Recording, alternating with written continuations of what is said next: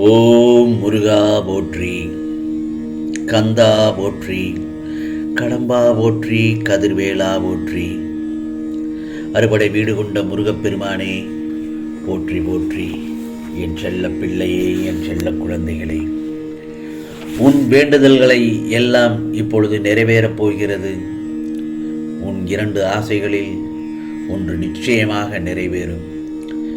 இந்த முருகப்பெருமான் சொல்வதை யாரிடமும் கூறாமல் தனியாக கேள். இதோ யாரும் எதிர்பார்க்காத இடத்தில் நான் உனக்கு நீ எதிர்பார்த்ததை அள்ளி அள்ளி தரப்போகிறேன். ஏனென்றால் என்னிடம் வைக்கும் பிரார்த்தனைகளை நிச்சயம் நிறைவேற்றி தரப்போகிறேன். உனக்கு யாரும் இல்லையே என்று கவலைப்படும் இந்த தருணத்தில் உனக்காக இந்த முருகப்பெருமான் இருப்பேன் என் செல்லமே. ஏனென்றால் பல துக்கத்திலும் துயரத்திலும் உன்னுடன் இருந்து உன் துக்கங்களையும் துயரங்களையும் போக்க நான் பாடுபட்டு கொண்டிருக்கிறேன். இந்த முருகப்பெருமான் உன்னுடன் இருக்கிறேன் என்பதை மட்டும் முழுமையாக முதலில் நம்பு. பிறகு உனக்கான அன்பு முழுமையாக ஒவ்வொரு திசையிலிருந்தும் நான் அருள்பாலிப்பேன், காட்சி தருவேன். இந்த முருகப்பெருமானை எப்போதும் நம்பிக்கையுடன் வேண்டு. என்னுடன் பகிரங்கமாக வெளிப்படையாக பேசு என் செல்லமே. முருகா என்று என்னை அழைக்கும் பட்சத்தில் நான் உன் அருகில் உடனே வந்து விடுவேன். ஏதாவது ஒரு ரூபத்தில் உனக்கு நான் காட்சி தருவேன். எல்லாமே நிச்சயமாக பலிக்கும். நான் இருக்கும்போது நீ கடுகளவு கூட கலங்கக்கூடாது. எந்த நேரத்திலும் உன்னை இந்த முருகப்பெருமான் கைவிட மாட்டேன்.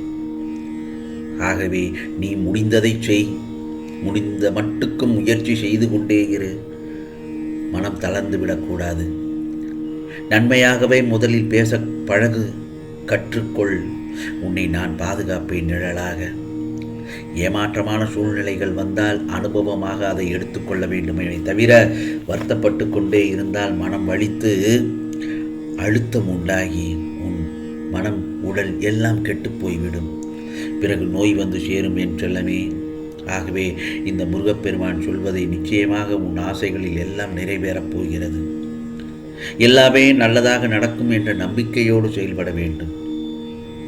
உன் கடமைகளை நேர்மையுடன் செய். உனக்கான காரியங்கள் எல்லாம் நிச்சயமாக கைகூடும். நீ நினைத்தது அனைத்தும் பழித்துவிடும் என் செல்லமே.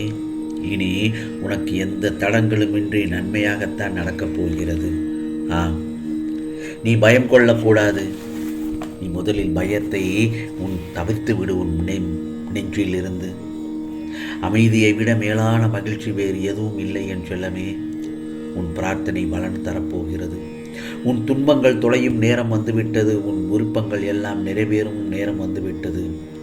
இந்த முருகப்பெருமான் மீது சரணடைந்த என் பக்தனுக்கு எல்லா தேவையையும் பூர்த்தி செய்வது என் கடமை அல்லவா? ஆகவே அழ வேண்டாம். அழுதால் என் நெஞ்சம் தாங்காது. உனக்காகத்தான் வந்தேன். உன்னுடன் தான் இருப்பேன். எந்த சூழலிலும் உன்னை விட்டு பிரிய மாட்டேன். இதோ உன் வேண்டுதல்கள் யாவும் நிறைவேற்றப்படும்.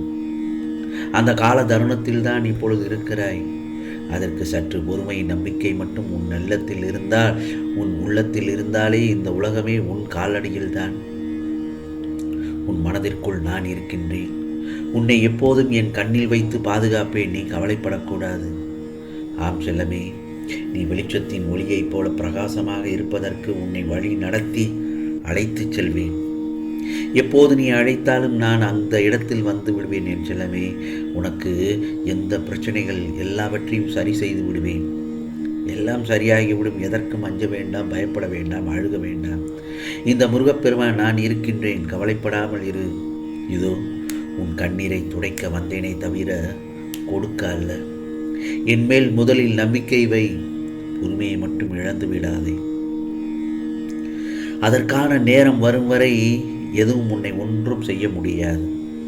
இதோ இந்த முருகப்பெருமான் துணையாக இருக்கிறேன். ஆம் செல்லமே, நான் உன்னுடன் இருப்பேன். எந்த நிலையிலும் உன் மனசாட்சிக்கு உண்மையாக மட்டும் இரு. அதைவிட சொத்து சுகம் இந்த உலகத்தில் வேறு எதுவுமே இல்லை. வாழ்க்கையில் நீ பிறந்ததில் இருந்தே கஷ்டம், வறுமை என்று தினமும் என்னை பார்த்து முருகா எனக்கு மட்டும் ஏன் இவ்வளவு கஷ்டங்கள், நான் பிறந்தது தவறா என நினைத்து கொண்டிருக்கிறாய். என் செல்ல பிள்ளையே, நீ நினைப்பதெல்லாம் தவறு. நீ ஆழப் பிறந்தவன். நீ நினைத்தது நிச்சயம் நடக்கும். அதை யாராலும் தடுக்க முடியாது. ஆனால் சற்று பொறுமையாக காத்திருக்க வேண்டும். அப்படி இருக்கும் பட்சத்தில் உனக்கு எல்லாமே நல்லதாகத்தான் நடக்கும். இங்கு ஆத்திரப்படுவதற்கோ கோபப்படுவதற்கோ போரிடுவதற்கோ வேண்டாத செயல். நீ அமைதியாக காத்திருந்தாலே உன் தேவை அறிந்து அனைத்தும் தரப்படும் என் செல்லமே. அப்படி தரப்படாவிட்டால் அது உனக்கு தேவையில்லை என்று அர்த்தம். புரிந்து கொள்ளதை. அதிகமாக கவலைப்பட்டு கொண்டிருக்கும் விஷயத்தில் விரைவில் தீர்வு கிடைக்கப் போகின்றது. 1000 புத்தகங்களால் கற்றுக் கொடுக்க முடியாத பாடத்தை ஒரு அவமானம் கற்றுக் கொடுக்கிறது அல்லவா? தனியாக போராடுகின்றேன், தனியாக இருக்கின்றேன், எனக்கு இதில் வெற்றி கிடைக்குமா என்று வருத்தம் படாது. நீ தனியாக போராடுவதே வெற்றிதான். அடுத்தவன் பாதையை மட்டும் ஒருபோதும் பின்பற்றாதே. ஏனென்றால் அது அவனுடைய பாதை. நீ உன்னுடைய பாதையை முதலில் கண்டுபிடி. புரிகிறதா? விடியும் வரை தெரிவதில்லை காண்பது கனவு என்று. அதுபோலத்தான் வாழ்க்கை. விடியும் வரை தெரிவதில்லை வாழ்வது எப்படி என்று. பேராசை முடிகின்ற இடத்தில் மகிழ்ச்சி தொடங்குகிறது. பேராசை முடிகின்ற இடத்தில் உனக்கான மகிழ்ச்சி தொடங்குகிறது. புன்னகை தொடங்கும் இடத்தில் வாழ்க்கை தொடர்கிறது. அதே நேரத்தில் அன்பு இருக்கும் இடத்தில் அனைத்தும் கிடைக்கிறது. துன்பங்களே வாழ்க்கையாகிவிட்டது என்று நீ சோர்ந்து போய் தலையில் கை வைத்து உட்காரக்கூடாது. இதோ உன் கர்மாவை முறியடித்து நீ வெற்றி பெறும் நேரம் நெருங்கிவிட்டது. கவலைப்படாதே. இதோ நான் சொல்வதை கேட்ட நேரத்திலிருந்து உன் வேண்டுதல்கள் எல்லாம் நிறைவேற தொடங்கிவிட்டது. உன் 2 ஆசைகளில் ஒன்று நிறைவேறும் என்று சொன்னேன். ஆனால் 2மே நிறைவேறும். நீ நினைத்த காரியங்கள் எல்லாம் நிறைவேறும்.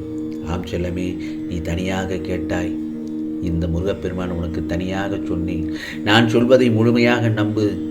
இதை நீ கேட்கும் நொடியில் உனக்கு வலியும் வேதனையும் சோதனையும் கொடுத்தவர்கள் வேதனைப்படுவார்கள். ஏனென்றால் நீ ஒரு புண்ணிய ஆத்மா. கடவுள் பக்தி நிறைந்த உனக்கு இந்த முருகப்பெருமான் இனி நல்லதை மட்டும்தான் நடத்தி காட்டுவேன். அதில் துளி அளவு கூட சந்தேகம் வேண்டாம். ஆகவே மகிழ்ச்சியோடு இரு. இந்த விடியல் உனக்கு ஒரு புத்துணர்ச்சி ஊட்டும் என்பதை முழுமையாக நம்பு என் செல்லமே. என் செல்லப்பிள்ளை, நீ நன்றாக இருப்பாய். இன்று உனக்கு தொட்டதெல்லாம் தொடங்கும். நீ ராஜயோகத்தில் இருக்கப் போகிறாய். ஆம் செல்லமே, இது முருகப்பெருமானின் அருள் வாக்கு, சத்திய வாக்கு. ஓம் சரவண பவ, ஓம் சரவண பவ, ஓம் சரவண பவ.